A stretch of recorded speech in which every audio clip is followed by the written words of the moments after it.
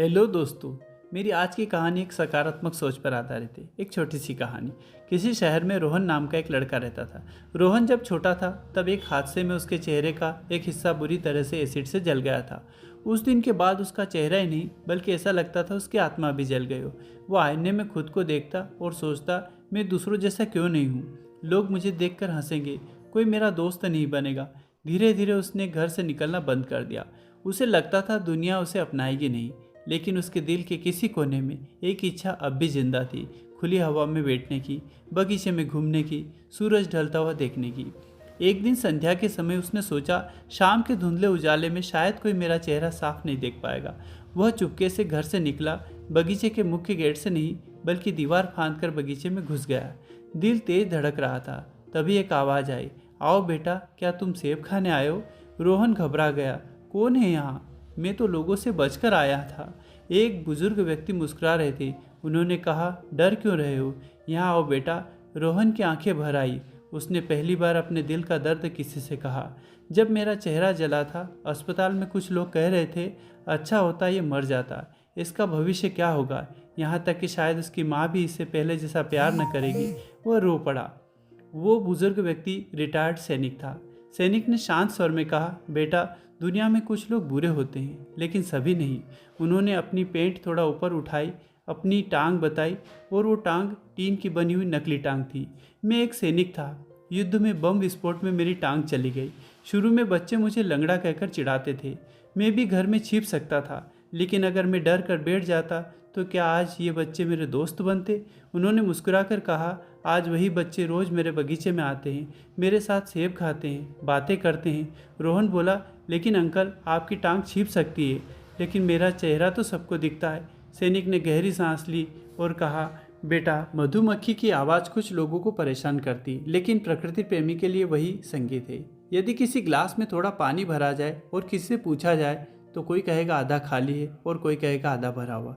फर्क ग्लास में नहीं, सोच में है। उन्होंने आगे कहा, एसिड ने तुम्हारा चेहरा जलाया, लेकिन तुम्हारी नकारात्मक सोच तुम्हें अंदर से जला रही है। अगर तुम खुद को स्वीकार नहीं करोगे तो दुनिया तुम्हें कैसे स्वीकार करेगी? उन्होंने एक कहानी बताई कि एक युवक रहता था। उसे किसी ने कह दिया कि दुर्घटना में तुम्हारी मौत हो जाएगी। वो युवक इतना डर गया था कि अब घर पर ही रहता, घर से बाहर नहीं निकलता था। वो ये सोचता था कि ऐसा नहीं हो कि घर से बाहर निकलूं और किसी सड़क हादसे में मेरी मौत हो जाए, या किसी केले के छिलके पर मैं पाँव रखूं और मेरी मौत हो जाए। लेकिन जब वो घर पर सोया हुआ था बेड पर, तभी एक बड़ी सी फोटो फ्रेम उसके सिर पर गिरती है और उसकी मौत हो जाती है। कहने का मतलब ये है कि भविष्य में जो घटना होना है वो होकर ही रहेगी, लेकिन उस भविष्य की घटना के बारे में सोचकर हम वर्तमान को खराब करें, ये तो सही नहीं। ऐसी ही बातें सुनकर उस लड़के के मन में बड़ा बदलाव आ रहा था। रोहन के अंदर जैसे कोई दीपक जल रहा था। वह रोज़ शाम को वहाँ जाने लगा। धीरे धीरे उसका डर कम होने लगा। एक दिन उसने सैनिक से वादा किया, मैं कल फिर आऊँगा। लेकिन अगले दिन जब वहाँ पहुँचा तो देखा सैनिक सेब तोड़ने के प्रयास में सीढ़ी फिसल गई और उसकी मौत हो गई। रोहन स्तब्ध खड़ा रहा, आंखों से आंसू बहते रहे। जिस इंसान ने मेरी नकारात्मक दुनिया को रोशनी दी वो आज मेरे साथ नहीं है। लेकिन उसी पल उसे सैनिक की आवाज़ याद आई, डर कर मत जीना, दुनिया बहुत खूबसूरत है। उस दिन रोहन ने तय किया, वह अब खुद को छिपाएगा नहीं, वह पढ़ेगा, आगे बढ़ेगा और दूसरों को भी हिम्मत देगा।